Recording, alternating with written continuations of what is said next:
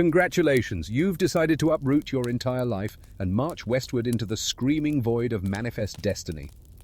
It's the 1840s, and you've just agreed to walk 2,000 kilometers across hostile terrain, disease-ridden rivers, and very judgmental prairie dogs.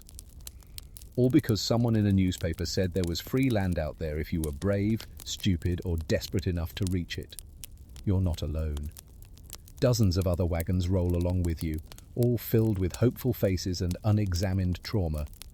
Your neighbors are a baker from St. Louis, a widow with 6 kids and 1 goat, and a man who says he's a dentist but keeps sharpening knives when he thinks no one's looking. The starting point is Missouri. The ending point is theoretical. Some place called Oregon, which according to rumor is full of fertile farmland, mild weather, and rivers that sparkle with possibility. You wouldn't know. You've never been more than 40 miles from your birth. Your world is about to get uncomfortably bigger. Your boots are new, they won't stay that way. By week 2, they'll be stiff with mud, blood, and things you'll refuse to identify. You'll stuff them with grass, rags, and prayer, but nothing stops the blisters, or the smell, or the vague sense that your feet are planning a quiet rebellion. Your wagon is a miracle of engineering, which is to say, it barely works, and every bump sounds like a dying violin. It's overloaded, underbuilt, and will soon be held together by twine and regret. You named it Hope. That name won't age well. You brought your whole life with you, all packed into 6 square feet of rattling storage space. A few barrels of flour, some salted pork, your mother-in-law's heirloom spinning wheel. Because when you're on the brink of starvation, what you really need is heirloom gilt furniture. The weather starts off pleasant. Birds chirp, grass waves. You feel like you're in a landscape painting. That illusion dies the first time you see someone digging a grave next to the trail. Spoiler, there will be many more. It's less a journey and more a rolling funeral with snack breaks. You thought the journey would bring your family closer. It does uncomfortably close. You now sleep 5 to a wagon, eat out of the same pot, and argue over everything from oxen paste to the smell of Cousin Jed's socks. The family bond has become a legally binding curse. Food is rationed. You eat beans, you eat more beans. Then you pretend you're fine with eating beans again. Eventually someone says, "Beans," and you throw a spoon at them. It doesn't matter. There are only beans. You start to romanticize the idea of Oregon. In your mind, it becomes this utopia: fresh fruit, cool water, beds with legs. But every mile makes that dream more absurd. You've barely left Missouri, and already your wagon wheel is cracked, your ox is limping, and your bladder is an untrustworthy passenger. You're exhausted, not in a poetic way. In a "my teeth hurt from chewing this jerky way." You fall asleep to the sound of creaking wood and someone coughing blood 2 wagons over. You dream of home. You wake up with a spider in your mouth. The trail is not empty. You pass discarded furniture, abandoned wagons, the occasional skeleton. Each item tells a story. This piano belonged to someone optimistic. This barrel once held dreams. This skull was probably named Gary. Someone dies on day 12. You didn't know her well. You cry anyway. Not for her, but because it reminds you how fragile you are. The ground doesn't even wait to cool before someone starts digging. Life moves on. But not you. You limp forward. And so it begins. You've chosen the trail. It doesn't care. It's long. It's cruel. It's filled with sharp objects, heavier boots, and people whose optimism hasn't died yet. But give it a week. You are now a westward soul on the trail of regret. Let's talk about the why. Why are you doing this? Why abandon a creaky but stable life in the East for dysentery and existential despair? The answer, conveniently packaged in patriotic fervour, is manifest destiny. The government says it's your divine duty to head west, that the land is yours, already yours, as long as you show up with a flag, a Bible, and a willingness to pretend no one already lives there. It's not colonization, it's expansion. Totally different branding. You're told you'll find farmland, rivers, freedom, a chance to build something. In truth, You'll mostly build calluses and small graves, but the pamphlets are convincing. You've got maps. They are wildly inaccurate, but charmingly illustrated. Politicians and newspapers hype the dream. Westward ho, land for all. Just ignore the part where most of it is already inhabited by people who'd rather you not be there. It's not a land rush. It's a land awkwardly taken with paperwork and bullets. You believe in the dream. Sort of. You also believe you're broke, and that your current town smells like goats and disappointment. Maybe out west the goats will be friendlier. Maybe the disappointment will taste like pine trees. Your fellow travelers believe too. Some want adventure, some want land. Some are running from debt, disgrace, or suspiciously timed fires back home. The Oregon Trail is less a national movement and more a really slow witness protection program. Everyone talks about freedom, but on the trail, freedom means dying where you choose. You want to rest? Too bad. The oxen keep moving. You want to complain? Great. Take a number. You want privacy? That's hilarious. Your government encourages the journey. It does not provide food or medicine or useful directions. It does, however, offer moral support and vague promises about treaties that will almost certainly be broken. You learn quickly that manifest destiny is less a philosophy and more a dare. Go west, it whispers, if you're brave or foolish, or both. It doesn't mention the broken axles, the snake bites, the rivers that eat wagons like popcorn. There are songs, anthems of westward glory. You sing them once, then someone breaks a leg and you never sing again. You hum quietly sometimes to drown out the creaking. It doesn't help. Indigenous people are everywhere, but you're told not to worry. The land is unsettled, a bold claim given the visible settlements. But to the US government, anyone without a deed and a top hat doesn't count. You also promise community that the trail will bond you. It does like trauma bonds people in lifeboats. You'll make friends. You'll also watch those friends die of cholera, and then you'll eat their leftover flour. It's a mixed experience. Every sunrise you remember why you started this journey. Every sunset you forget. Every night you wonder if the land out west will truly welcome you or just swallow you like so many before. By the time you reach Kansas, you've stopped caring about manifest destiny. You just want to survive. You want to drink water that doesn't smell like rust. You want your kid to stop asking if the ox is asleep. You want the trail to stop winning. You were told to pack smart. You did not. No one does. You packed like this was a family vacation, not a death march. There's a butter churn, 4 quilts, and your cousin's wedding china. There's no quinine or extra socks. The recommended packing list was simple. Flour, beans, bacon, salt, tools, weapons, medicine, blankets, water barrels. You read it. Then immediately ignored half of it in favor of a second rocking chair and 3 novels you will never read. You brought a piano, a literal piano. It's tied to the back of the wagon like a musical anchor. You haven't played it since St. Joseph. And by week 2, the keys are rattling like bones. You keep it out of guilt. It's heavy. So is regret. There are 2 barrels of pickles. One cracks open by day 10. The smell lingers for a week. You try to convince yourself it's adding flavor to the wagon. It's not. It's adding arguments and dreams of lighter luggage. You have 5 sets of clothes. You wear 2. The others are for special occasions like funerals or the arrival of judgmental strangers. By month 1, every fabric is either ripped, soaked, or covered in something you don't want to examine closely. You forgot medicine, or rather, you brought the wrong medicine. There's a jar of something labelled soothing balm that turns out to be pig grease with lavender. You apply it to a rash. The rash gets angrier. You give up. You packed books, which was adorable. You imagined evenings around the fire reading poetry under the stars.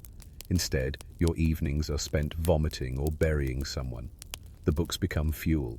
You don't feel bad. You brought a mirror. That was a mistake. It shows you your own sunburned, swollen face and reminds you what optimism used to look like. You shove it under a blanket and pretend you never owned one. You forgot spare wagon parts, which means when the axle breaks, you fix it with prayer, spit, and a stolen fence post. Your wagon now lists slightly to the left and sounds like it's crying. You name it despair.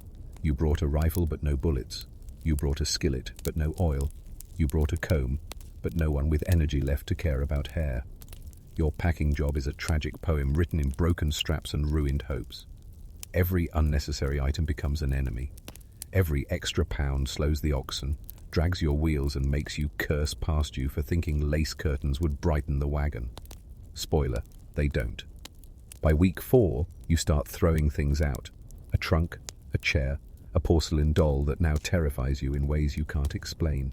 Each discarded item feels like shedding skin. Painful but necessary. Lighter is safer. Safer is rare. You envy those who packed light until they asked to borrow your skillet or your extra socks or the pickles. Then you feel smug briefly until you remember you also brought a ceramic rooster statue because it felt lucky. The best packed wagons don't look special. They look grim. Barrels, bags, ropes, no decoration, no charm. Just survival in physical form. You stare at them like a hungry dog outside a bakery. They stare back with pity. Packing, it turns out, was your first failure. The trail is long. Your wagon is full. And your priorities, like that ceramic rooster, are about to be shattered. Congratulations, you're not alone. You've joined a caravan of strangers, misfits, and people who think God wants them to die in a wheat field. Your travel companions are a curated sample of 19th century optimism, desperation, and poor planning skills. You'll get to know them intimately, mostly because there's nowhere to hide. First, meet the patriarch Jeter Deer, a farmer from Ohio with 14 dollars, 6 children, and a vague notion that Oregon has the good dirt. He's the kind of man who's never seen a mountain, but is convinced he can cross one. His leadership style is firm, enthusiastic, and almost entirely wrong. Next, there's Martha, his wife. She didn't want to come. She made that clear repeatedly. But here she is in a bonnet feeding dried beans to a baby who's already got a cough. Martha is made of spite and cornbread. She'll outlive you all. Their children range from barely walking to already stealing food from the next wagon. You'll hear them cry, bite, and sing off key songs until you long for the sweet silence of dysentery. One of them will try to pet a rattlesnake. You'll have to stop them. You'll fail. Then there's your cousin Alvin. He brought a harmonica, 3 shirts, and tuberculosis. Alvin is a man of many talents, none of which are useful on a trail. He believes in fresh air, hot tea, and not mentioning his symptoms. You'll bury Alvin by mile 400. A few wagons over is the McConnell family who are traveling with a goat, not for milk, for companionship. The goat hates you. It will stare into your soul. It will try to eat your boots. You will grow to fear it. There's also a preacher. He doesn't have a church, but he has opinions, loud ones about sin, salvation, and how women should churn butter more humbly. You'll consider pushing him into a river. So will everyone else. In your group are 3 single men who joined last minute. One is clearly running from something. The other 2 won't stop talking about California. None of them packed enough food. They'll beg for your heart attack within days. You also have an old trapper. He smells like wet dog and claims to have seen things. No one knows his name. He calls everyone boy and sharpens knives for fun. You'll feel safer when he's asleep, which isn't often. And finally, there's you. Tired, hungry, already regretting everything. You're not built for this. None of you are. But you're here, bonded by bad timing and worse maps, lurching westward toward an imaginary future. The group starts with high hopes and shared meals, laughter, songs by the fire. But as the miles stretch on, things change. People hoard food. Arguments erupt. Someone loses a wagon wheel. And everyone pretends not to notice. Soon you notice silence replacing conversation. Faces grow pale. Tempers flare. You stop asking how far you've gone. You start asking how many more you can lose before the wagon feels too light. You came here thinking it would be an adventure, a journey, a new beginning. But it's not that. It's a gauntlet. One you'll walk with strangers who become family, enemies, ghosts. And by the time you reach the mountains, if you reach the mountains, you'll understand the truth. No one survives the trail unchanged, and not everyone survives it at all. Ah, the covered wagon, icon of the frontier, symbol of freedom, movement, and hope. Also, your new mobile prison. Spoiler alert, it's not a comfortable ride. It's not even a tolerable ride. It's a wooden box on wheels dragged by livestock with gastrointestinal issues. Let's talk construction. Your wagon is made of wood, iron, prayer, and splinters. It has no suspension, none. Every bump, rock, and gopher hole is delivered straight to your spine like a divine punishment. You'll feel every mile in your kidneys. The wheels are wood-bound with iron. They warp in rain. They squeak like dying mice. They break at the worst possible time. Replacing a wheel takes hours. You'll get good at it. You'll hate that you get good at it. The canvas top, it's not waterproof. It's barely dust-proof. Rain seeps in. Sun cooks it. Wind tears it. At night, it flaps like a dying bird. During storms, it sounds like someone is playing the world's worst drum solo. Above your head, inside the wagon, chaos, supplies jostle, crates slide, pots bang, people scream. You can't sit upright without knocking your head on the beams. You can't lie down without spooning a sack of flour. The floor is a blend of wood, dirt, and spilled lard. You brought too much stuff. Everyone does. Furniture, books, grandfather clocks, pianos.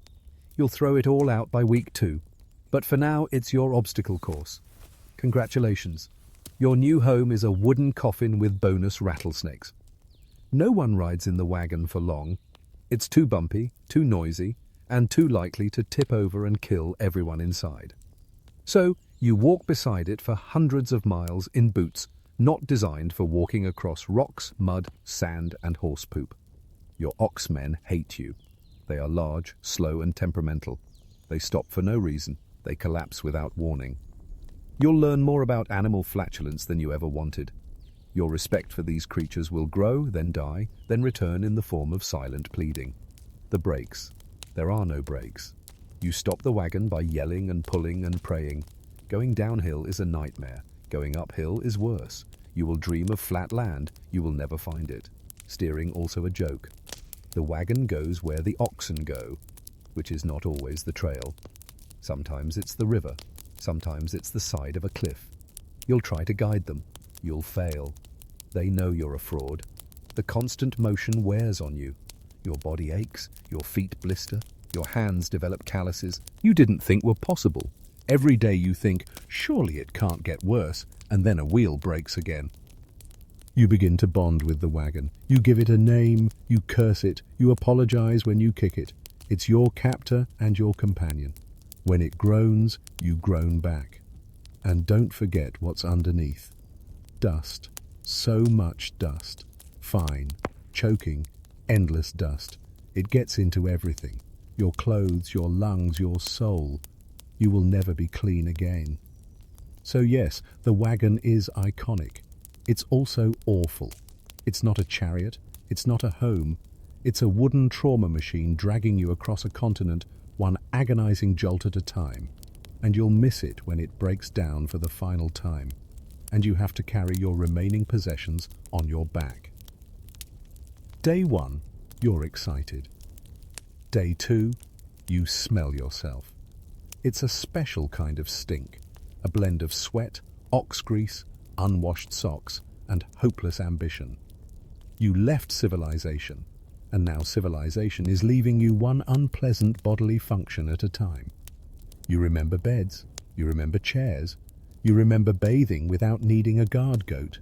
Now you sleep on the ground, eat with your hands, and spend a lot of time wondering if that puddle is water or regret. Bathrooms. Oh, sweet summer child, there are no bathrooms. You dig a hole, you go in the hole, you bury the hole, and if you don't, someone will step in it. And then the screaming begins. Toilet paper doesn't exist. You use leaves or grass or nothing. You become an expert in least painful natural wiping materials. It's a horrifying science. Sometimes you use your own shirt, sometimes someone else's. You walk all day in all weather. Rain makes mud. Mud eats shoes. Sun brings heat stroke. Wind brings dust. Snow brings despair. You quickly learn that nature has no favorite child, but it especially hates you. You eat the same things every day. Beans, bacon, more beans. If you're lucky, heart attack. A cracker that breaks teeth and spirits. You miss flavor. You miss variety. You miss food that doesn't scream in your intestines. And then there's water. It runs out. It gets contaminated. You drink from creeks shared with livestock and corpses. Diarrhea becomes a personality trait. Dysentery is your new life coach. You name your bucket. You cry into it. You try bathing once in a river. The water's freezing. A fish touches your leg. You never bathe again. Dirt becomes a second skin. Soap, if you had any, is long gone. Clean is a memory, a fantasy, a cruel joke from a past life. Your body changes. You lose weight. You lose hair. You gain smells. Your feet look like they've been through a medieval war. Your nails fall off. Your joints ache. You start referring to your blisters as individual people. You stop caring how you look. You care only about walking and food and not dying. Vanity goes out the window, assuming your wagon had a window. You smell like something the forest rejected. Sleep is rare. It rains. It's cold. Someone snores like a dying buffalo. The goat won't shut up. A child coughs all night. And when you do fall asleep, it's on rocks with bugs and regret. So much regret. Social niceties disappear. You fart loudly. You burp competitively. You fight over beans. You judge people based on how efficiently they dig latrines. Civilization unravels like a poorly tied ox harness. And still you walk day after day, step after step, hoping the next hill will be the last. Spoiler, it won't be. This is your life now. Endless walking, endless stench, and the faint, ever-present hope that maybe, just maybe, the next creek won't be full of cholera. Congratulations, you've reached your first river crossing. It's wide, cold, and angry, much like you'll be after you realize you're about to stake your life on a floating box of food and rope. You stare across the water. It looks deceptively peaceful. That's a lie. It wants to eat your oxen. There are 3 options, none of them good. You can ford it, which means driving your wagon straight through the water and hoping it's shallow enough that you don't drown. This is the boldest choice, also the stupidest. But sure, live your truth. Option 2, float it. Turn your wagon into a makeshift raft, lash everything down, and drift across like an overconfident beaver. Of course, wagons are about as buoyant as a bucket of bricks. But details. Details. The third option, wait. For what, exactly? For the water to recede, for someone to build a ferry, for divine intervention. This is the stall and pray method, and it works about as often as you'd think. But at least you're dry. Most people choose forward. Why? Because floating requires tools, skills, and a healthy relationship with probability. Forwarding only requires denial, a shallow grave, and a family that knows how to scream in unison. Let's talk about depth. You're told anything under 2 feet is safe. That's a funny word. Safe on the trail means less likely to be completely fatal. You measure the river with a stick. It sinks. You pretend that's fine. You unoak the oxen. You lead them in. They're smarter than you and immediately hesitate. You slap their sides and hope for the best. Your wagon lurches forward. The water hits the wheels. The current is stronger than you thought. Halfway through, the back of the wagon tips. You feel it, that stomach drop lurch. That means your entire life is now bobbing downstream. You grab the reins, you yell, you think about crying, but save it for later. Your flour is soaked, your blankets float away, your cousin falls in. You manage to pull him out, coughing up river sludge and blaming you for everything. Fair. You also lost the butter churn, but honestly that might be a mercy. If you survived the crossing, congratulations. You're wet, exhausted, and now everything smells like mildew. And not fun campfire mildew, wagon rot mildew, a scent that never quite leaves your nostrils. You attempt to dry your belongings, but the sun is taking a personal day. You lay things out, pretend this helps, and eat soggy bread with shaking hands. Everyone is silently furious at everyone else. If you float instead, it's a different flavor of disaster. The wheels leak, the wagon lists, your dog panics and jumps overboard. Half your beans disappear beneath the surface, and when you do reach the other side, your axles are warped and your pride is in shambles. Every river is a gamble, and there are a lot of rivers. Each one is a new spin of the trail roulette wheel, and the house always wins. Eventually, you start rating rivers based on trauma. Better than the Platte, worse than the Snake. The worst part, no one warns you. There's no sign that says, "Welcome to certain doom," just a glinting surface and a handful of sad tracks disappearing into the muck. You follow them anyway, because turning back isn't an option. Not now. Not with half your bacon floating in the Columbia and your boots full of river.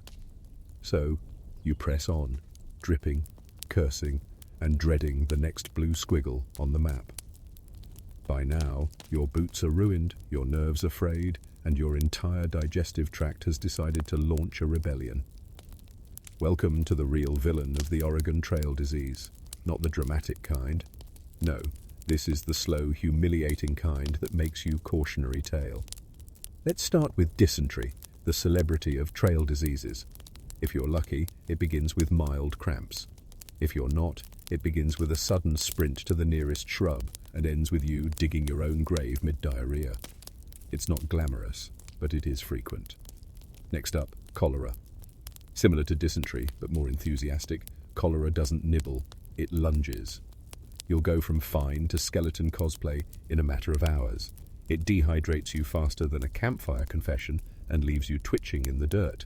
The cause, water, that innocent-looking spring your ox drank from tainted. The stream that seems so clear.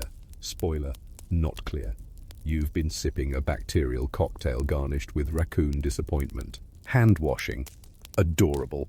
Soap is for rich people and fantasy novels. You might rinse your hands in the same puddle the ox peed in. It's fine. Builds character and possibly intestinal parasites. Food hygiene equally non-existent. You eat with your fingers, your knife, and the same napkin you use to clean your boots. Leftovers sit in the sun. Salt pork oozes. Bread molds. Everything smells faintly of despair and slightly of death. Scurvy joins the party eventually. No fruits, no vegetables, just meat, flour, and denial. Your gums swell, your teeth loosen. You wake up tasting metal and questioning your life choices. Again, if you're truly unlucky, you get typhoid, fevers, delirium, a rash that makes your skin look like it's trying to leave you. One day you're mumbling to your wagon wheel. The next you're being buried with it. Medicine laughable. You've got laudanum, alcohol and opium, callum, mercury and turpentine. If those don't work, someone suggests whiskey and positive thinking. You try all three. None help. Doctors, there are a few.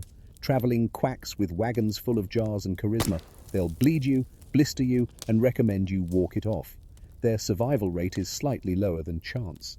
Meanwhile, the healthy people watch you from a distance with suspicion. No one wants to get too close. You're a biohazard wrapped in flannel. You cough once, and someone moves Camp 3 myths west.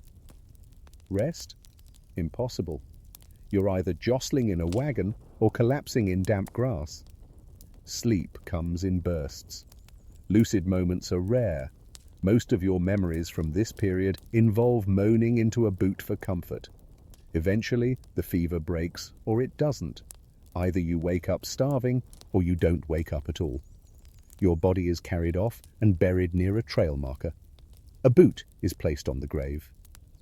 No one remembers who it belonged to. The worst part, you're not alone. Everyone has something.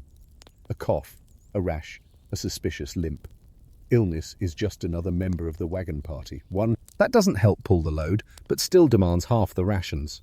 By the time you hit the halfway point, you've had dysentery twice, cholera once, and a brief spiritual encounter with a very annoyed badger. And still somehow you keep going because what's the alternative? Staying in the east. You're committed and constipated and possibly contagious, but you're going west. Damn it. If the trail doesn't kill you, pride might. Let's talk about food, or what passes for food when you're 800 miles into the American wilderness and the closest grocery store is a month behind you. Your meals on the trail are less culinary experience and more desperate caloric arithmetic. You begin with good intentions. Barrels of flour, bags of beans, a chunk of salted pork the size of your optimism, maybe some dried apples if you were feeling fancy. All of it packed lovingly into crates that now rattle ominously every time the wagon hits a bump, which is constantly. Hard Attack is the star of the show. Imagine a cracker, but one designed by a vengeful god. It's flour and water baked until it achieves the texture of drywall. You don't bite it so much as negotiate with it. Some people soak it in coffee. Others just gnaw until their teeth surrender. Speaking of coffee, if you brought any, it's already gone. Replaced with a bitter brew made from toasted grain or desperation. You pretend it's coffee because pretending is cheaper than crying. Besides, if you squint and don't breathe, it's almost tolerable. Salt pork, the trail's other delicacy, is a gelatinous slab of regret stored in a wooden barrel of brine. It smells like wet rope and tastes like a dare. You eat it anyway because protein and also because the alternative is fainting face first into a bush. There's no refrigeration, obviously, which means everything either keeps indefinitely or spoils spectacularly. By week 3, your wagon has a subtle funk. By week 6, it's a mobile fermentation chamber. Mold is now a condiment. Fresh food is a luxury. If you're lucky, you spot a rabbit. If you're skilled, you shoot it. If you're truly blessed, you cook it without lighting your wagon on fire. Otherwise, it's back to beans again and again and again. Portions shrink. You swear the flour barrel is leaking, but no, you're just running out. Meals become smaller, sadder. A spoonful of something hot counts as a feast. You start having dreams about butter, not using it, just seeing it. Foraging is possible if you know which berries won't kill you. Spoiler, you don't.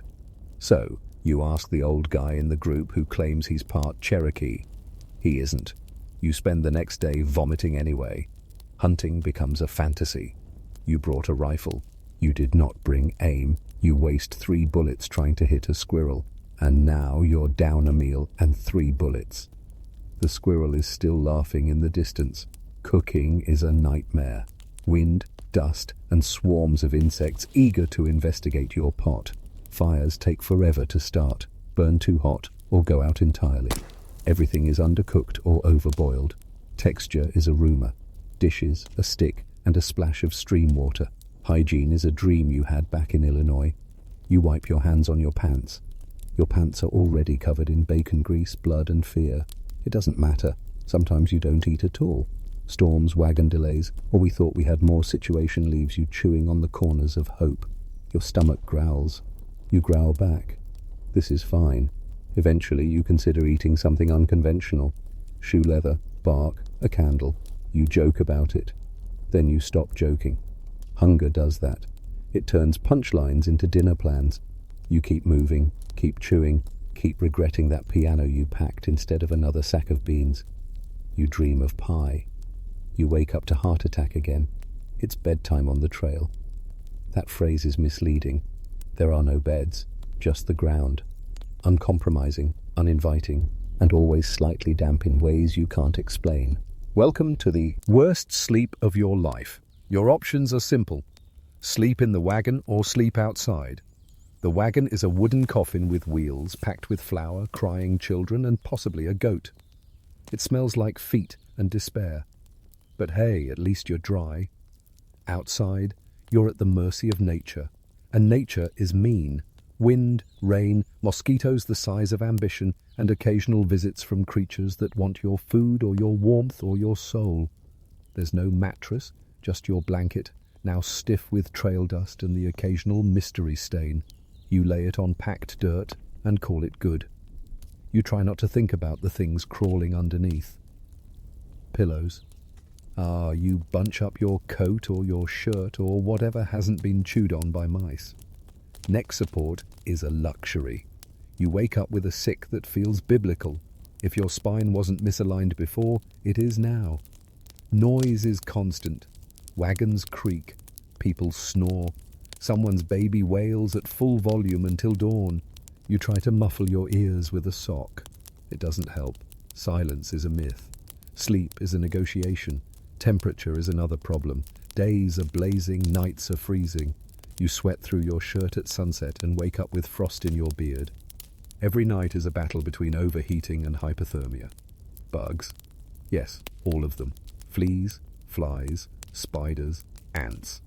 A beetle in your ear, a centipede on your leg. You slap, swat, and occasionally scream. Eventually you stop caring. The bugs win. You don't change clothes. Why bother? You sleep in what you wore all day because your one spare outfit is being saved for civilized moments. You haven't had one of those since April. You share space. That means farts, coughs, shifting limbs, and someone stealing your only blanket. You consider murder. You settle for passive-aggressive sighing. Rain turns your camp into soup. Mud in your boots, mud in your hair, mud in your dreams. You dig trenches around your bedroll like a tiny sandcastle. They don't help. Every rock finds your hip. Every root targets your spine. You twist and turn until exhaustion beats discomfort. You wake up sore, damp, and with a slug somehow inside your sleeve. Dreams are weird, half fever, half memory. You dream of feather beds. You wake up clinging to a log. Once you mistake a soam for a pillow, it ends badly for both of you, and yet you do sleep eventually. Not well, not deeply, but enough to keep walking the next day because you have to. Because you're not dead yet, but you're definitely tired. Very, very tired. There is no such thing as nice weather on the Oregon Trail. There's just weather that hasn't tried to kill you yet. You wake up freezing, spend the afternoon boiling, and go to sleep in a thunderstorm so aggressive it feels personal. Rain, it doesn't fall, it assaults. A sideways deluge that turns dirt roads into grease, slides and wagon wheels into expensive anchors. Your socks will never be dry again. Your underthings rot on the line. Your soul mildews. Dust storms, on the other hand, are the opposite. Dry, relentless. The wind flings grit into every crevice of your anatomy and your dinner. You eat dust. You breathe dust. You are now mostly dust. Hope you weren't emotionally attached to your eyelashes. And snow, sweet, merciful snow, waits until the exact wrong moment, like halfway up a mountain pass. Suddenly the landscape is white, your oxen are shivering, and you're carving emergency snowshoes out of fence rails and prayer. It's not just temperature, it's mood whiplash. The sky changes more often than a nervous liar.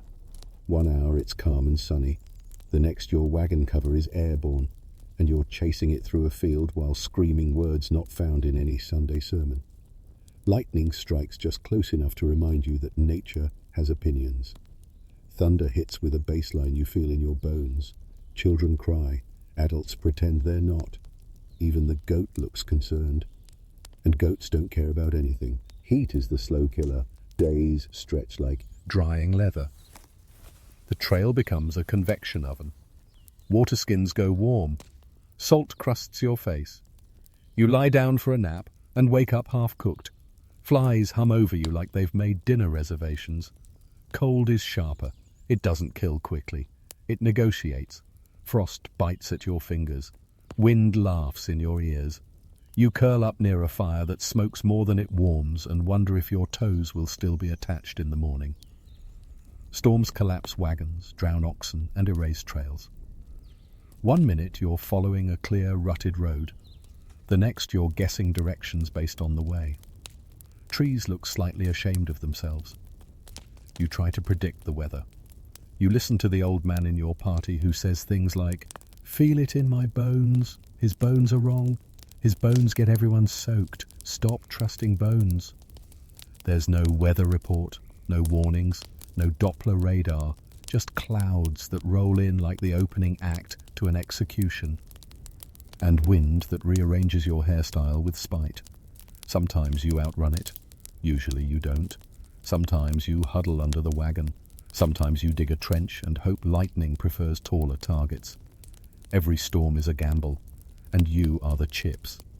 Even calm days are suspicious. Blue skies just mean the sun will get a running start before it punishes you. Windless afternoons mean the mosquitoes are organizing something. By the end of the journey, assuming there is one, you won't remember what a normal sky looks like.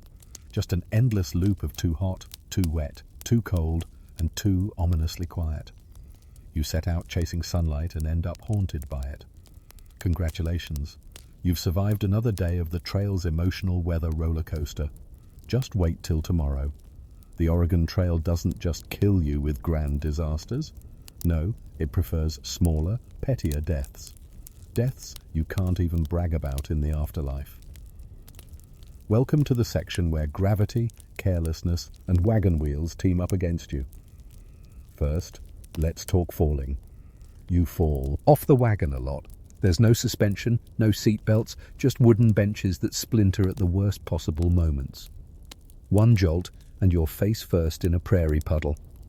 Children fall off too. Babies bounce, except they don't. They scream, then silence, then burial. Accidental deaths are so common, they stop feeling tragic. They become routine. You trip over everything. Roots, rocks, invisible godspite. You twist ankles, sprain knees, and dislocate shoulders just trying to pee behind a bush. Injuries are inevitable. Recovery is optional. Fires happen, campfires tip, wagons burn. You knock over a lantern, and next thing you know, your supplies are ash and your pants are smouldering. There are no fire brigades, only yelling. Guns misfire, axes slip, ropes snap. Every tool is secretly a murder weapon, every chore a potential obituary. You came here to farm, not to be impaled by a hoe with abandonment issues. Wagon wheels break, axles crack. You're constantly fixing something with hope and spits. One bad bump and your cart does a dramatic impersonation of modern art. The trail doesn't care that you're not a blacksmith. Oxen step on you or kick you or lie down and die directly on your foot. There's no graceful way to move 2,000 pounds of angry beef. Sometimes you just accept your new life as a foot pancake. You get bitten by snakes, by spiders, by mystery bugs that buzz like demons and bite like vengeance. There's no anti-venom, just old wives' tales and a very nervous cousin with a pocket knife. You drown in rivers, in flash floods, in unexpectedly deep puddles that mock your sense of scale. You thought you could cross. You were wrong. The current takes your hat, your dignity, and your best ox. Crush injuries are their own genre. You slip under the wagon during loading, or it tips while you're inside. Bones snap like kindling. There are no casts, just splints and silent screaming. Even routine tasks go feral. Fetching water, snake in the bucket, gathering firewood, branch to the face, digging latrines, cave in. Every daily activity is a chance to end up as a cautionary tale. The worst part, no one is surprised. Accidents are normal, expected. You bury your friend and then finish your stew because the sun's still setting and the trail won't walk itself. In the end, most people don't die of disease or bandits. They die of dumb things, small things. The trail chips away at you until one unlucky step becomes your final one. So watch your footing, sleep lightly, and maybe, just maybe, tie yourself to the wagon. Because gravity has no mercy, and the prairie is always hungry. Your oxen are dying, not dramatically, not with a bang, just slowly, stubbornly, like everything else on this cursed trail. You started with 4. One stepped on a nail, one fell in a river, one looked sad for 3 days and then collapsed. Now you're down to 1 and it limps like it owes taxes. These aren't glamorous animals, they're not noble steeds. They're meat machines with hooves, and your entire survival depends on them trudging forward at 2 mappa while slowly disintegrating in the heat. You'll try everything to keep them alive. Whisper sweet nothings. Feed them scraps. Pray. Name them after family members for emotional leverage. It won't work. They die anyway. Oxmen are strong, but the trail is stronger. And then there are the snakes. They live in the grass, in the sand, in your boots if you leave them unattended. Most aren't poisonous, but who's identifying reptiles while half-blind from scurvy and heat stroke? Every rustle is a potential eulogy. If you do get bit, there's no antivenom, just someone offering whiskey and telling you to suck the poison out, while very clearly not volunteering to do it. Your leg swells, you cry, you move on, limping. Next up, raccoons. These fuzzy little nightmares aren't cute here, they're thieves with thumbs. They'll steal your jerky, your buttons, your socks.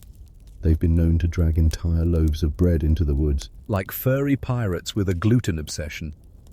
Don't forget the wolves.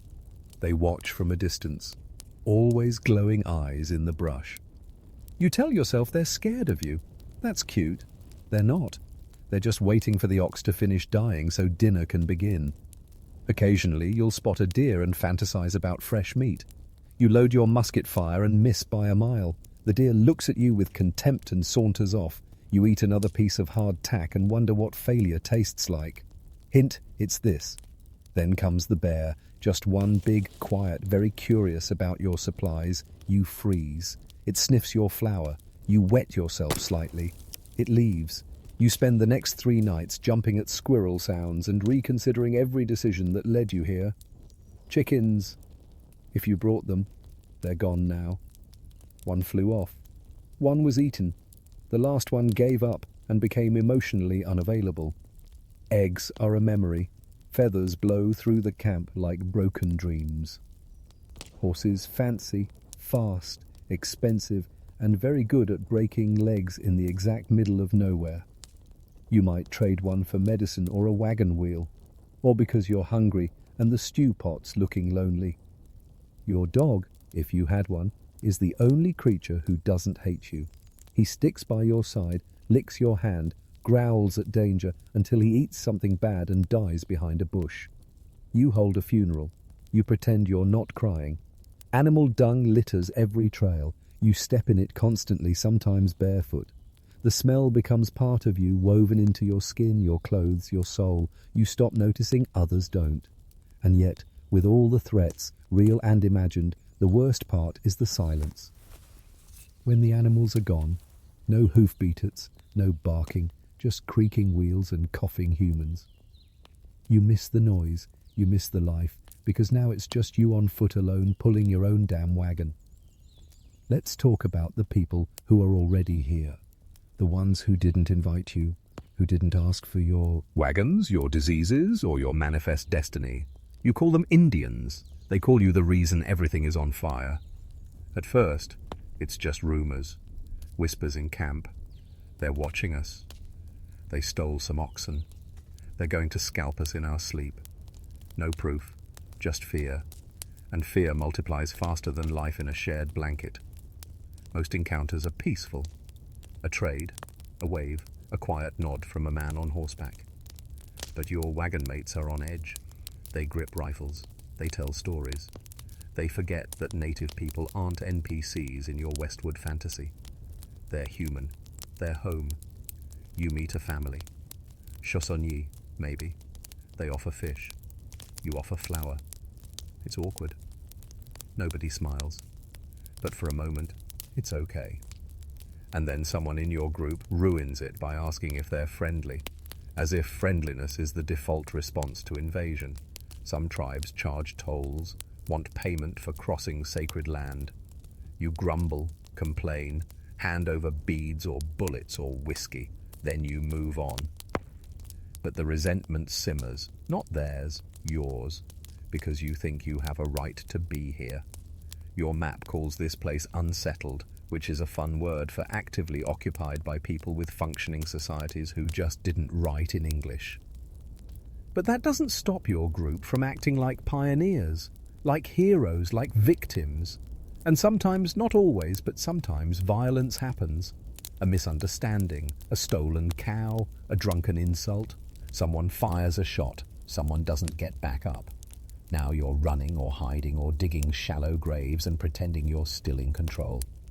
The retaliation, when it comes, is methodical. A wagon burned, a trail erased, a settler found with arrows in their back, and surprise in their teeth. Your party grows quieter after that, more suspicious, more trigger-happy, less human.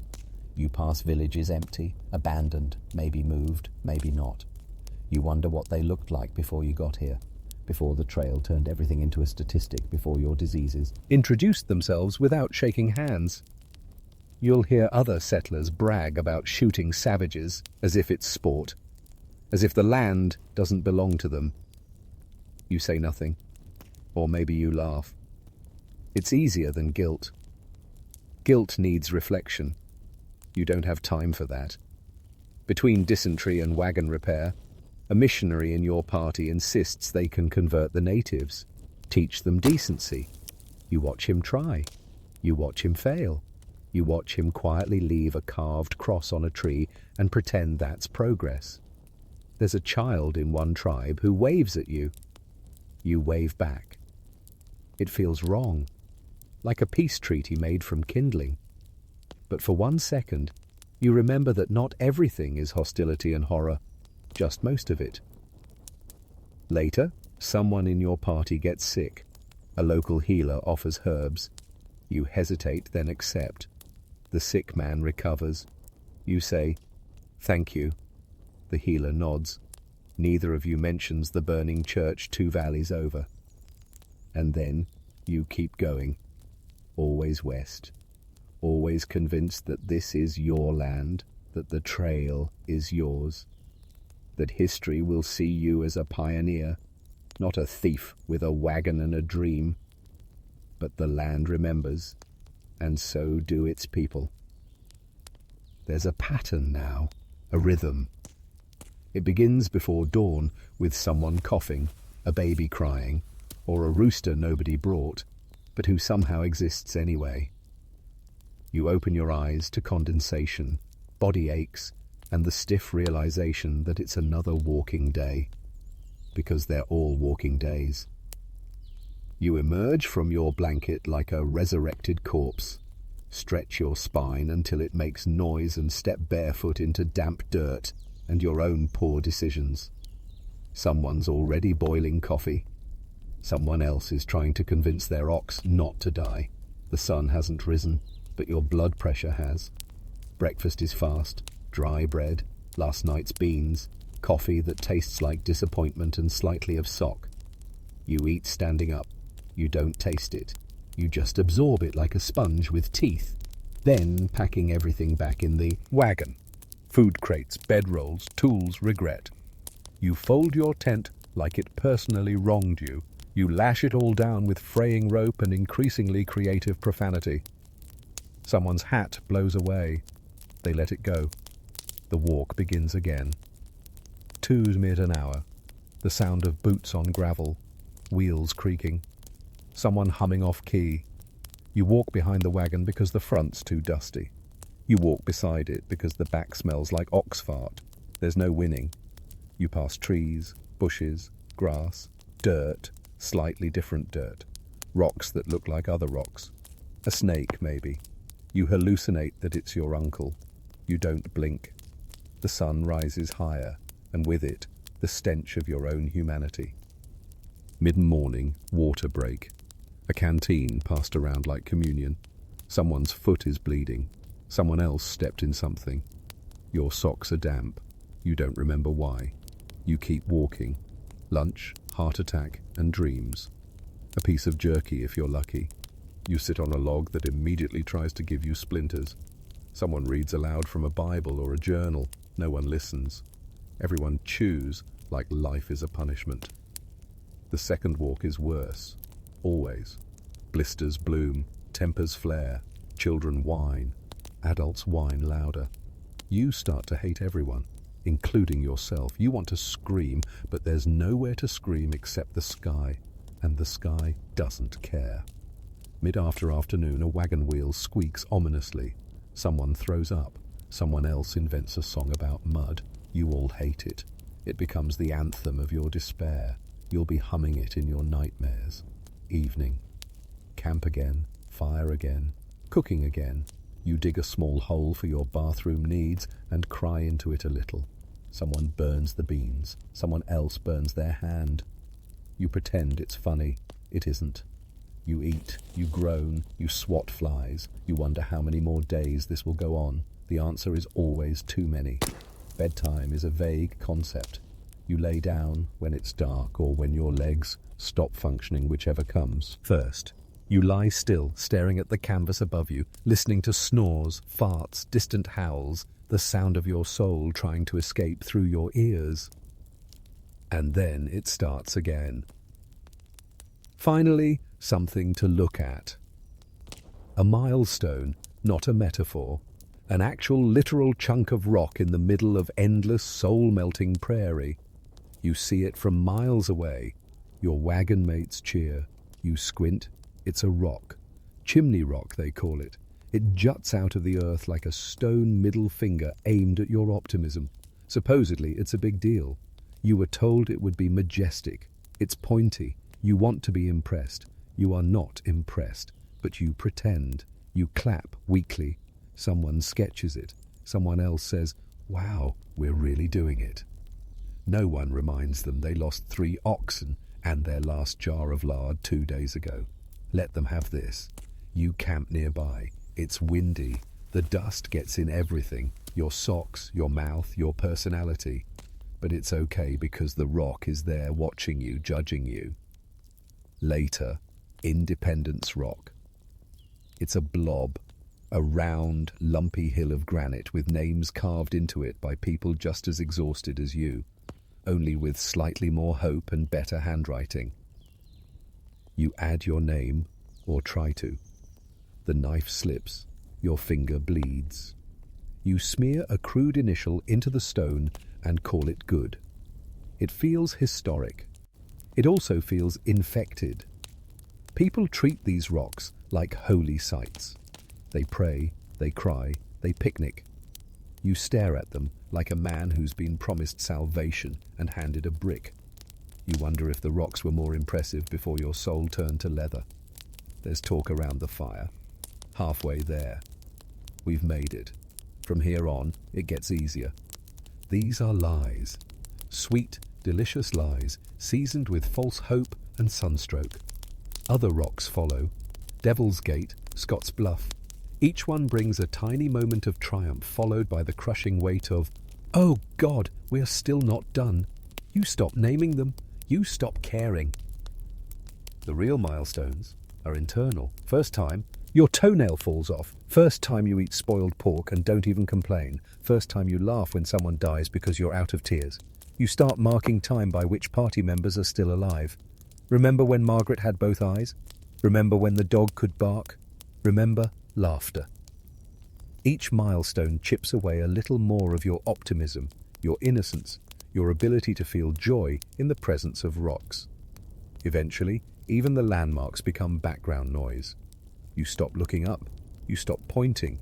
You just walk past another giant piece of nature's disinterest and keep going. Because no matter how many rocks you see, no matter how many famous formations you stagger past, the only thing you're really watching for is the finish line. And it still isn't here. It starts with a cough. It always does. Someone wheezes. Someone else mentions chills. You all pretend it's fine. It's not fine. By nightfall, they're shaking, soaked in sweat, whispering things that don't make sense. By morning, they're gone. You wake up to silence. Not the peaceful kind. The kind that comes with a lump under a blanket and a group of people pretending they're not looking at it. Breakfast is skipped. No one's hungry. You dig a hole shallow, not because you're lazy, because the ground is hard and the shovels are dull. You try to make it deep enough to keep the animals out. You fail. There's a service. Someone says a prayer. Someone else mutters something about God's plan. No one believes it. You lower the body in, cover it with dirt, mark it with a rock, and then you leave. The worst part, this is normal now. It's not the first, it won't be the last. Death is part of the itinerary. Right between try not to drown and boil some beans. Sometimes they die in their sleep. Peaceful, maybe. Sometimes they die screaming. Usually it's somewhere in between. A slow fade, a whimper, a final rattle that haunts your ears for days. Children die, elderly die, the strong die, the Annoying survive. It's never fair. You stop trying to make sense of it. You try not to form attachments. You fail. Then you bury your new friend and move on like you just misplaced a boot. There are so many shallow graves now. Some have names, some don't. You pass them like mile markers. Here lies Henry. Here lies someone's mother. Here lies what's left of your emotional resilience. Sometimes you pass graves that have been dug up, animals or worse, people. Desperation does things to a person. You try not to think about it. You keep walking. You dream of dying quietly with dignity. But you know the odds. You'll collapse in a ditch half-eaten by time and ignored by everyone except a mosquito with boundary issues. If you're lucky, someone will remember your name. If you're really lucky, they'll spell it right on the marker. If you're unlucky, they'll just write another one and move on. You used to be afraid of dying. Now you're afraid of dying slowly, pointlessly, without even a decent view. The trail strips away your fear and replaces it with grim acceptance. Because out here, death isn't a tragedy. It's a Tuesday, and there's always another one coming. After weeks of dust, disease, and internal screaming, you see it. A shape on the horizon that isn't a rock, a tree, or someone slowly dying. A fort, a trading post, civilization. Sort of. You hobble toward it like a lost pilgrim. Eyes wide, mouth dry, hopes high. It's smaller than you expected. Dingier. It smells like smoke, sweat, and the distinct aroma of a man who hasn't changed his shirt since Missouri. There's a fence. There are buildings. There are people. Some are soldiers. Some are traders. All of them look like they've seen things. You walk in cautiously like someone entering a sketchy tavern that might also be a trap. Inside the fort, there are supplies. Kind of hard attack, moldy beans, suspicious ammunition, overpriced soap, mythical. Everything costs more than it should. Because out here, desperation inflates the market. You try to trade. You offer your last blanket for a sack of flour. They laugh. You offer your boots, they consider it. You offer your soul, they say it's too worn out. The store is run by a man with wild eyes and a cough you can hear from across the courtyard. He tells you the flour's fresh. You don't believe him, but you buy it anyway because the alternative is boiling your own shoes. Outside, a blacksmith sharpens tools with the energy of someone who's forgotten what day it is. You ask for a wagon repair. He gestures vaguely at a pile of wood and tells you to believe in yourself. There's a doctor of sorts. He has a beard, a jug of whiskey, and a terrifying number of knives. You ask about your fever. He recommends rest and repentance and then charges you for both. The fort is full of other travelers, some worse off than you. One man is missing a leg. Another lost his oxen and replaced them with children. You nod at each other in mutual recognition of shared trauma. You sit near the fire that night, surrounded by strangers and stale air. It should feel like safety. It doesn't. It feels like a bus stop where no one knows if the bus is still running or if there ever was one. News travels slowly here. You hear rumors of storms ahead. Bandits, gold, death. You pretend to listen, but your brain is already bargaining with the road. Maybe it won't be so bad from here on. You rest. You eat slightly less moldy bread. You patch your wounds with twine and optimism.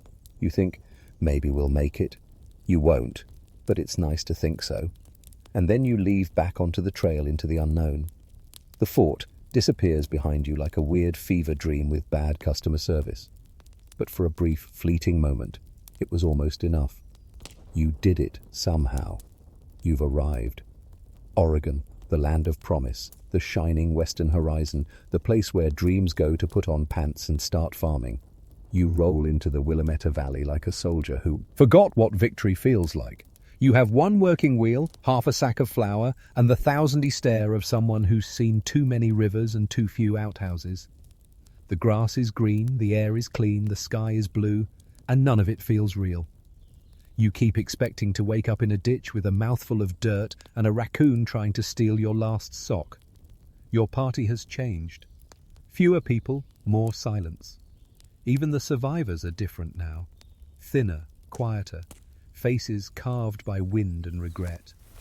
You all look like extras from a post-apocalyptic musical. You meet other settlers.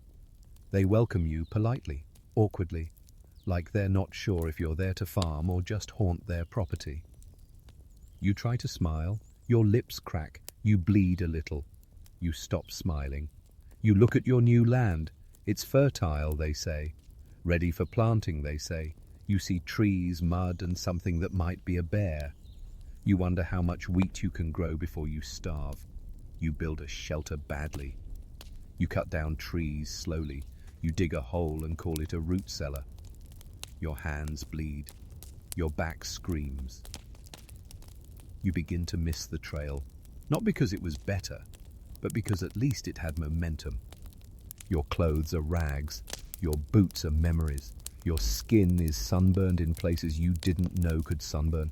You keep moving, not because you want to, but because you forgot how to stop. Winter approaches. You panic. You stack firewood. You panic more.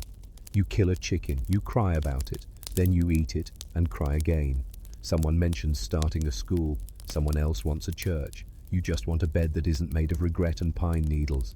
You write a letter home or try to. Your hands shake. You can't find the words. You settle for made it alive mostly.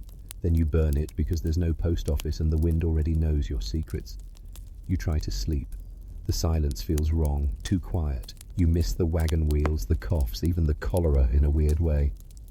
Now there's only wind. And it whispers, you did this to yourself. And yet somehow you're proud. Not happy, not comfortable, but proud. You endured, you bled, you buried your dreams and kept walking. And now you're here, haunted, exhausted, alive, sort of. You started this journey with hope, with fire in your heart and stars in your eyes. Now you've got scabs on your elbows and a haunted stare that makes children cry. Welcome to the American dream. They told you the West was freedom, opportunity, destiny. They forgot to mention dysentery, wagon wrecks, and the fact that your teeth would fall out from scurvy before you ever saw a single mountain.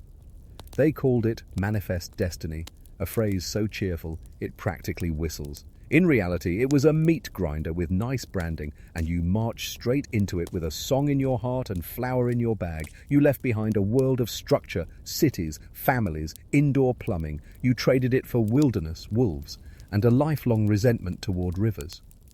The Oregon Trail didn't kill you with one blow. It chipped away day by day, blister by blister. It taught you that suffering can be casual, that misery can be boring, that the frontier is mostly dirt and trauma. You were promised a better life. What you got was a crash course in survival and a front row seat to your own unraveling. Congratulations, you are now part of history, the part with footnotes and questionable hygiene, and yet you weren't alone. Thousands made the journey, some made it west, fewer made it whole, but all of them, all of you carried something remarkable, the absolute irrational refusal to quit. You kept walking through heat, through cold, through every trail disease short of spontaneous combustion because something in you refused to stop. Even when everything else did, the Oregon Trail didn't just test your body. It tested your will, your sanity, your ability to dig a latrine in under 4 minutes. And in the end, whether you made it or not, it changed you. So now, as you lie in bed, hopefully under warm blankets, and not a piece of canvas flapping in the wind, take a breath. Be glad you're here. In a world with roads, toilets, soap, because the trail didn't kill you, but it wanted to very badly. Sleep well. Dream of flat ground, clean socks, and a world where no one ever says, "Let's ford the river." Good night, pioneer.